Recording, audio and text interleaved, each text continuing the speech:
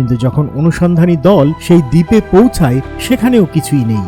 কোনো নতুন গ্রাম, কোনো সমাধি, কোনো চিহ্নও নয়। এরপর থেকে আর কখনো কেউ রোয়ানকের মানুষদের দেখেনি।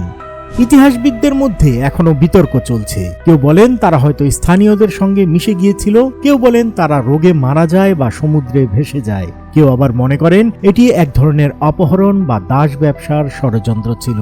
আর কিছু গবেষক বলেন এই দ্বীপের নিচে এখনো লুকিয়ে আছে সেই হারানো কলোনির প্রমাণ। রোয়ানক কলোনি এক শহর যেখানে সময় থেমে গেছে এক প্রশ্নে, 115 জন মানুষ গেল কোথায়? 4 শতাব্দী কেটে গেছে, কিন্তু উত্তর আজও অজানা। এ যেন ইতিহাসের এক নীরব আর্তনাদ, যেখানে মানুষ খুঁজেছে পৃথিবী কিন্তু হারিয়েছে নিজেদের অস্তিত্ব।